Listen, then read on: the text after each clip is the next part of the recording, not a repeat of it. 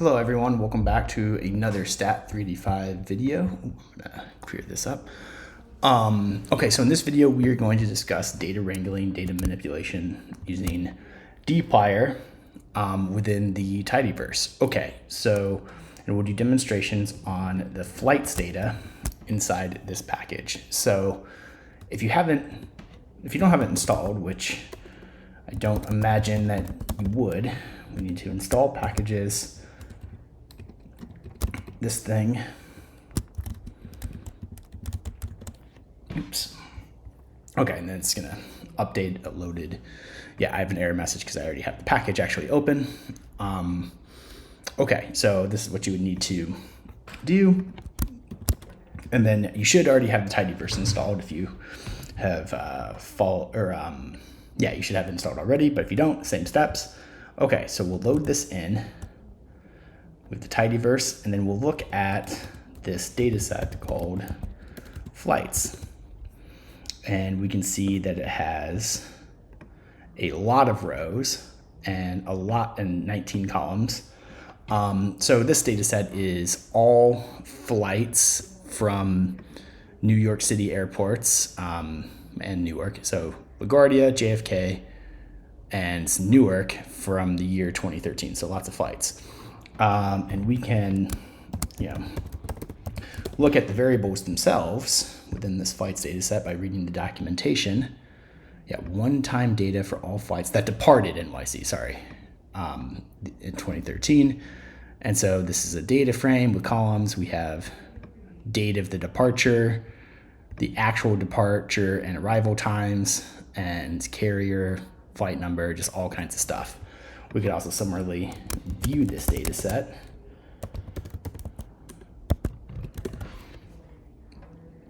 And you can see here the variables and all of this stuff: carrier, flight number, origin, destination, all kinds of stuff. Okay, so but this data set is, as we said, over 300,000 observations. So that's just really too much to actually just read the data set and learn anything about it. And so in the last video, we did some visualization stuff using ggplot, and that can of course allow us to summarize this data visually. Now we'll work on some numeric summaries and just sort of overall manipulating this data set into something that may be interesting. Now, of course, we're not going to actually do realistic data analysis. That would be for your other stats courses to hopefully teach you that stuff. In this lecture, we'll just go through the different functions for manipulating this data set into ways that could potentially be useful or useful in some other analysis. Okay, so we have tidyverse installed, and we have in particular the dplyr package called and available to us. So these are, I guess, the main concepts that we will cover. I should just give me 1 second here. Let me go to files and go to my website. This is kind of internal stuff, but I guess you can see kind of what my websites look like. And then I'm just going to render it real quick and go to, I don't want my Slack group open. I communicate with all of my graduate students and colleagues on Slack. I imagine that some of you are familiar with it. Okay, so going to the website, there is a cheat sheet for dplyr. And so this, very similar to ggplot, indicates things that you can do with dplyr. However, whereas in ggplot, we followed that cheat sheet pretty closely and referenced it, this is, in my view, the main set of operations that we'll use. And then you can study more following that cheat sheet or someone else's vignette for a very particular type of analysis where some of those functions may be called. Okay, so filter. So what this is going to do is allow us to select or filter out certain rows that we actually want. So subset the data set. So filter data set, and then say we want all values so that the month is equal to 2. Remember, I have this month variable. It takes a while to even get to month equals 2. We can't quite see it. There's a lot of data here. This would essentially be February. Okay, so now we have, when I do this, when I display it, we have a new tibble, and you can see that there's far fewer rows. Essentially, it's about 1/12 the data set, maybe a little bit less, who knows. Okay. We can also sort of do nested filtering. So if I want all flights on, say, I believe that's Valentine's Day, we can do that. Now there's 956 rows. And we get the same thing. It's a tibble when we're done with it. So because this is a tibble object, we could also view it. Okay. So you can see this data set. And yeah, you can see day and month, those cells are essentially locked because the filtering is restricted attention to rows with those values. Alternatively, we could, if you recall, like a logical operator, we could do this as well. Okay, so the main thing, and I haven't been calling attention to it until right now, is that notice that within this filter function in dplyr, I am directly referring to a variable name. And that is one of the things that makes tidyverse in general very advantageous. We saw similar stuff with ggplot, and it's the same thing with tidyverse as well. So the variable name is internally referenced. If we were to do this in base R, something that we see before, we'd have to first call the data set, which is fine. And then if we wanted to do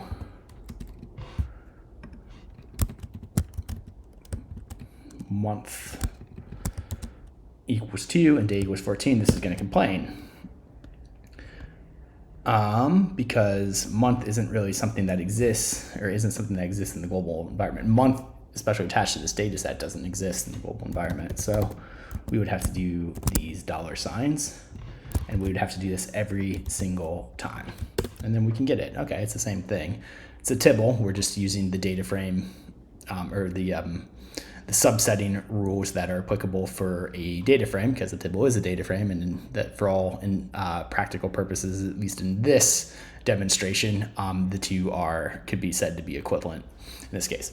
It's obviously not true. They print differently, and then there's slight other differences as well. But for the purpose of wrangling and manipulating data, I could call a tibble and a data frame the same thing, and their classes are the same. So this notation or this syntax is not, it's just harder to read, harder to type. This is easy. This is easy. However you want to go with commas or and statements, it's up to you. Okay. All right. So, and I can, go crazy with this if I want. I could do filter flights. Let's actually keep this around kind of like this example, and then I could do carrier equals A. Let's see if that helps if I spell things correctly. Carrier American, and I can look at all of the flights with, say, that left early, delay 0, and origin equals LGA. Okay, so a lot of stuff that I can do. Now there's only 29 rows. I have a very specific data set that I'm looking at. Valentine's Day 2013, carrier American, origin LaGuardia, and left early. Okay, and if you want to, you could, do this. So it's all in one line, or you could hit hit enter after all of the commas if you want. Okay. So that's filtering, pretty nice. Next one we'll talk about is select. So I could, for example, select flights, and I can just, again, specify the variables that I want. Month, day. Okay, so this will get month, day information. Notice that I didn't do any filtering on the rows, so we're back to a full data set. Alternatively, I could also remove columns from the data set. Okay, so if I call flights again, we can see that these are the first three variables, year, month, day. And so this selection is the same data set with those three variables removed. They don't appear anywhere in here, but they were the first three, so they would have appeared right here. Okay, so another thing that we can do, that we can use this select function for, is to reorganize the columns. So say first I want this time hour variable, which is something, you can see it here. It's the last variable in the data set. So if I want to focus on that, I could do this, but then that only works with the time hour variable in the form of a tibble. But I may want everything else. And so instead of knowing all the variables and then putting them in the order that I want, I could just preserve the ordering minus that time hour, which I'm now going to put in the front, and just call this. And now I get in the data set, reorganize slightly. Here, I'm not going to require that you know the everything function moving forward, but it just demonstrates other functions that exist and things that you can do inside the tidyverse, which we will reference in this lecture. And yeah. Okay, so something that's very nice. So we can select columns, we can remove columns, and we can reorder the columns. Okay. So notice here that it goes year, month, day. I can also do subsetting in this way. Say I know the column names and how they appear, and I want to specify, or I want to select a bunch of columns that are between two of them. So here I have year, month, day. This will pull year, month, day. Cool. So if I know the ordering of them, so in the original data set, this is the first column and this is the third column, then I can say I want the first through third column by just doing this. Okay, cool. And then last but not least, we can also use select, to rename columns. So this would produce a tibble with just that renamed column. This will take back everything. If this was a variable that we didn't necessarily want to appear first, and it is the first variable, this year variable, there's another function that is specific to the action of renaming columns, and it's called the rename function. That's nice. And that's going to just rename it and do this everything here. Okay, so we can see now A, B, C, D, month, day. Okay. Oh, I just realized that, okay, I'm doing everything, or a lot of this with the first variable in mind. This everything is, no matter what the order of these variables that you want to select is or where they came from, this is just going to do everything that isn't a variable that came before it. So let me just demonstrate that. Say I want time, hour, and then origin to appear first, and then everything. So time, hour, origin, and I still have the same 19 columns. So I pulled out time, hour, which is last, put it first, pulled out origin, which was somewhere, and then put it second, and then everything else. Okay. Okay, cool. Arrange.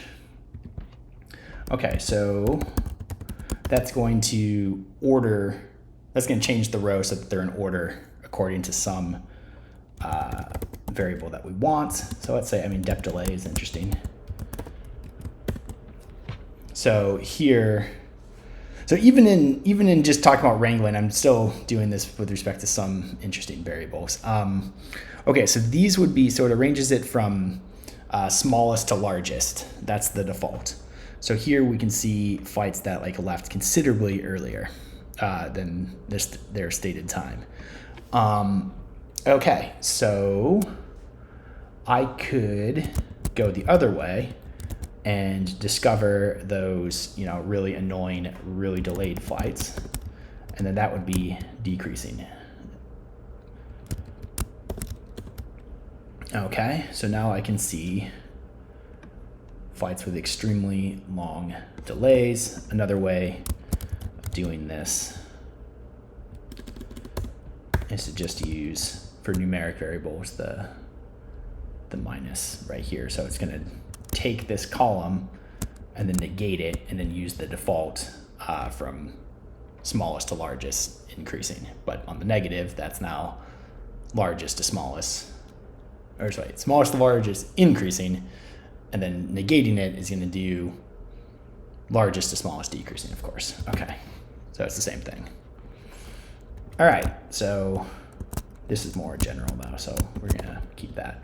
Okay, so that's great.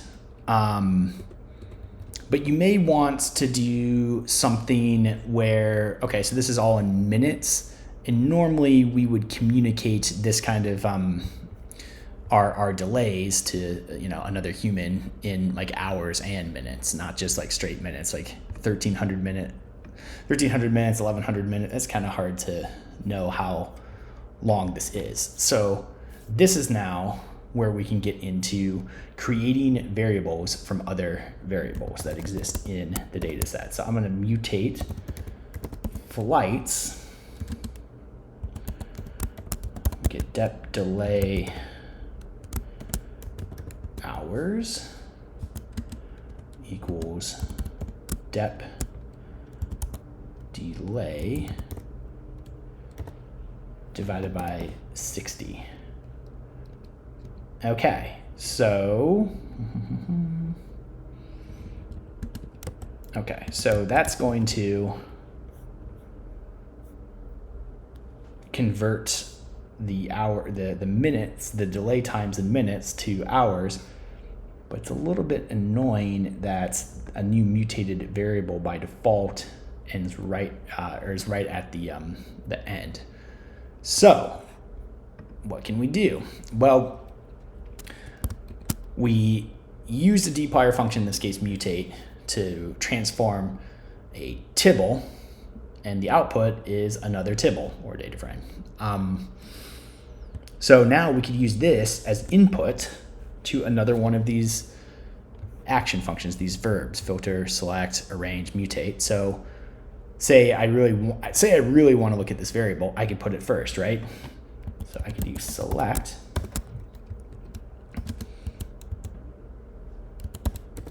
everything. Okay, so now, oops.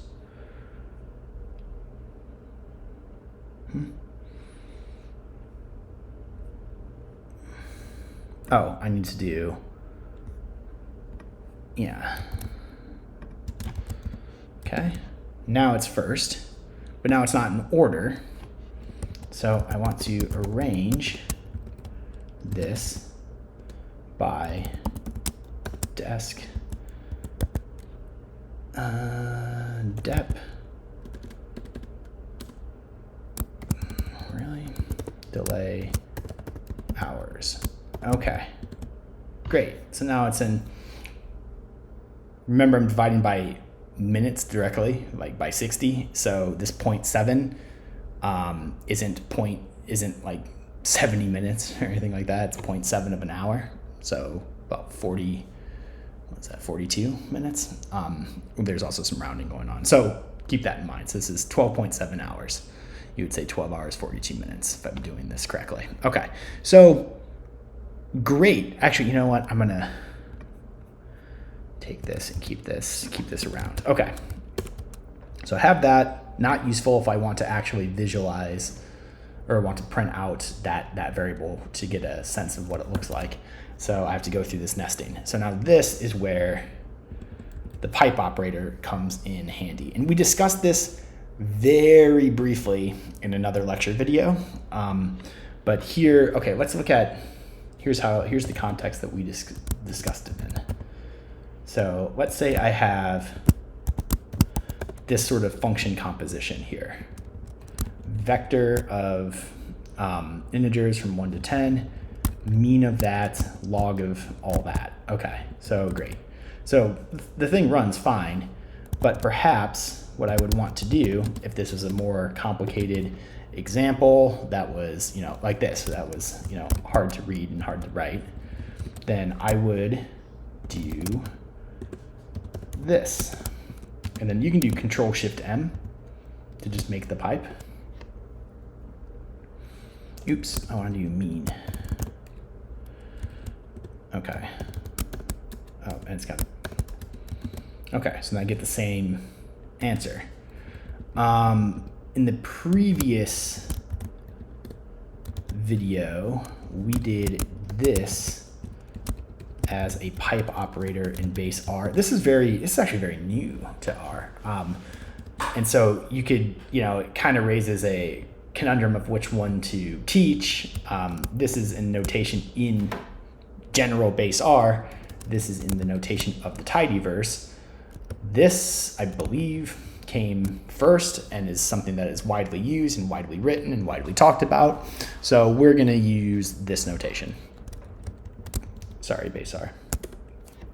Okay, so now say I want to do, okay, so I had flights. I'm interested in departure delays, but I want to convert it to hours, have that variable appear first in the data set, and then arrange it so that the longest delays, it's an order of by longest delays to shortest. Okay, so what I can do is take my data frame, Tibble, pipe, and then I can do a mutate, and then I can do my mutation equals dep delay divided by 60. Then I can do pipe, select the variable that I just created above, everything, pipe, arrange, that's already copied. Okay, that should do the same thing. Yeah, there it is. So this is the same as this. So the piping is just easier to read and it's easier to write. And it's just much smoother. And then it has this, I don't want to say and then it has this and then type of logic to it. And is sort of like creating actual sentences in the form, of course, in the syntax of this programming language. So, but it reads like, I want to call the flights data set and then create a more useful variable and then put that variable in front, make it the first variable in the data set, and finally arrange the rows by the values of that variable from largest to smallest. So it's a sentence structure, just in syntax. I mean, this is harder to see how that actually works. Okay. And now, one of the most widely used set of operations in the tidyverse for data analysis, which is this group by summarize pair, definitely in conjunction with piping. Okay, so first, let's just introduce, actually, let's do group by. So by itself, group by is not going to be that interesting. Month. Okay, so it doesn't do much. We still display a Tibble here you can see the data set. It's the same as it was, but it does change it slightly. It changes the attributes to introduce this grouping structure, this grouping variable month, of which there are 12 distinct values or levels, if you like. Okay, so that's not that interesting. I mean, I guess you can, I don't want to do that. No, I do want to do that. You could say that now there's 365.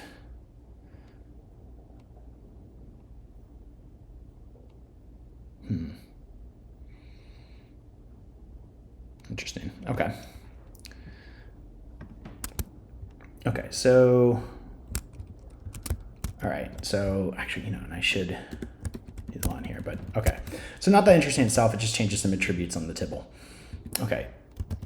I get a little bit more interesting with summarize. And what summarize is going to do is it's going to collapse your data frame, all the way down to just a one row object. And it's useful when you're doing sort of like descriptive statistics is often the case that you're going to use. So let's say I do something like this. Oops. Dep delay mean equals mean dep delay. Doesn't work because there's NA values.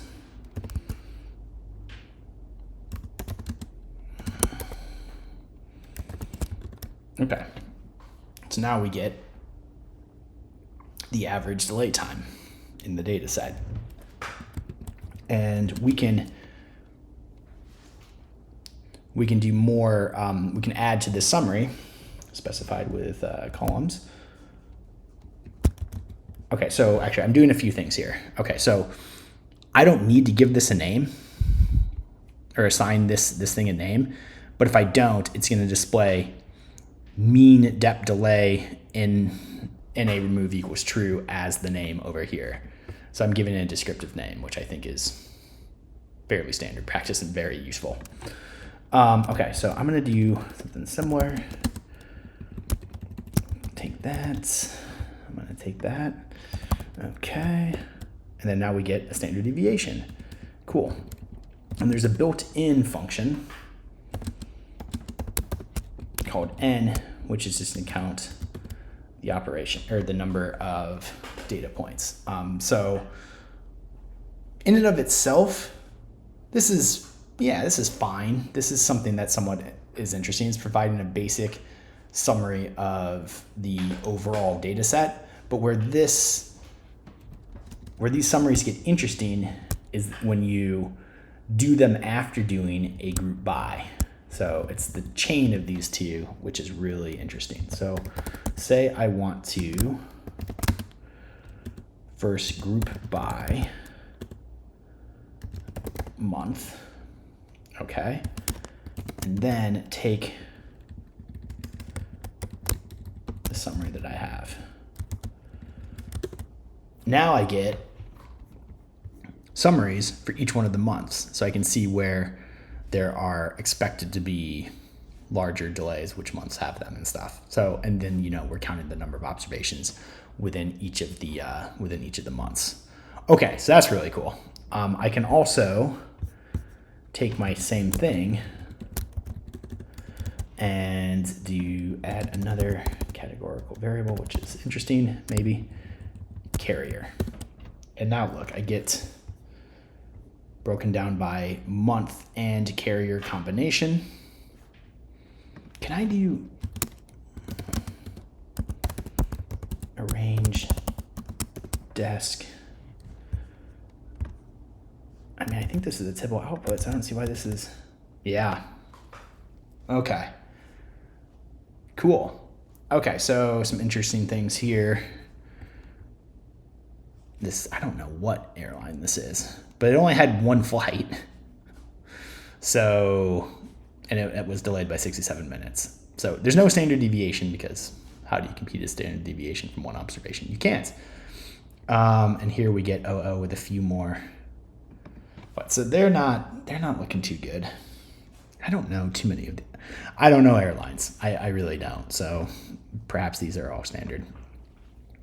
Okay, so cool. But I can, again, this whole thing, once the summary is called and run, this is just another tibble of which I can go back and start doing more things with it. That's what I just did there. Cool. Okay.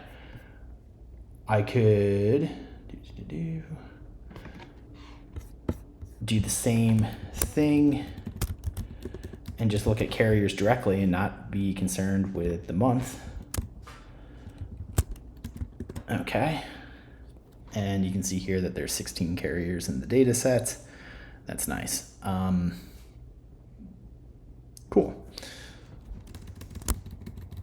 And again, that same trick. Desk. Deptil, I mean. Okay, so we can see US airlines down here. That's pretty cool. It's the lowest delay on average, and has a relatively tight standard deviation. That's pretty cool. Maybe some sort of Poisson distribution with some over or under dispersion will model this well. Okay, we don't need to get into that. After converting to discrete values. Okay, cool. I can also, actually, let's go back to this one where I did month carrier. Same thing. Remember, it's going to output a tibble. And this one was long. I could view it. And you can see the whole information. And then in the viewer, you can do this stuff. You can arrange it. That's pretty cool. Okay. Don't need that. Awesome. All right, so let's see here. What else is there to do? These are the main concepts. Filtering. Select. Arranging. Creating new variables using mutate. Pipe operator. And group by summarize, often in combination with each other, mostly in combination with each other. Okay, so let's go to, just for completeness, let's go to our handy dandy cheat sheet for dplyr.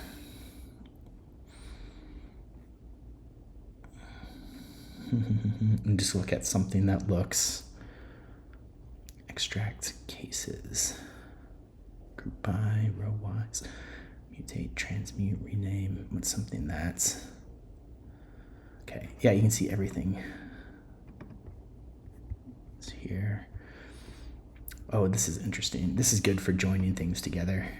So this is like you can create data frame, or you can create tibble data frames by you can like merge them together, which is very nice. So like if you had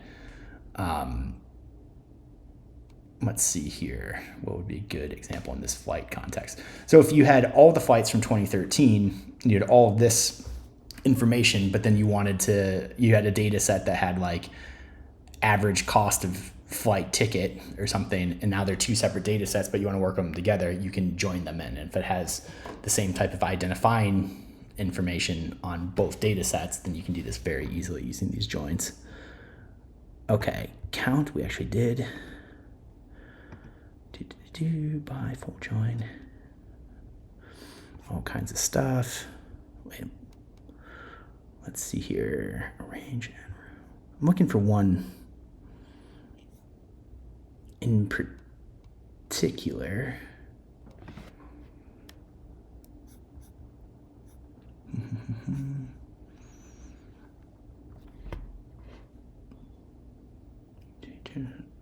Okay, yeah, it's cool. We have all the operations. Yeah, let's just do that. We saw it before.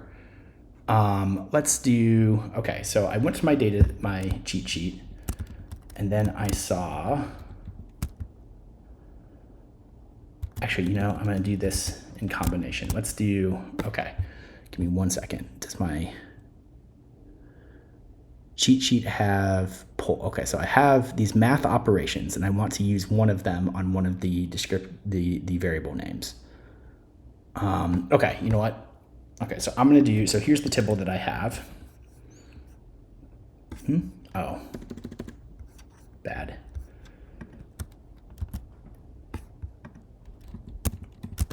Okay.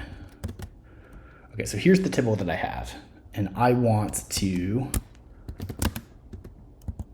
select a quantitative variable. We'll say depth delay mean, and then I want to take the mean of it, I guess, or the log. So I can do, okay, let's just do the log.